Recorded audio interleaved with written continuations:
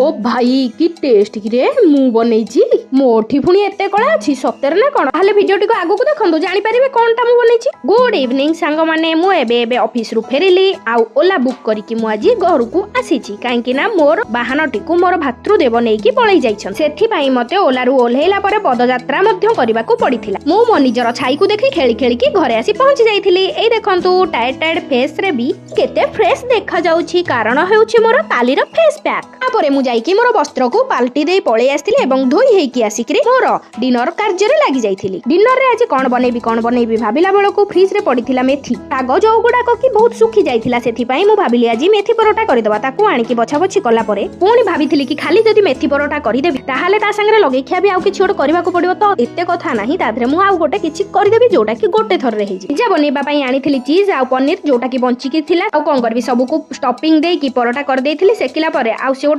चमत्कार परोटा ही बाहर थिला ताहाले घरे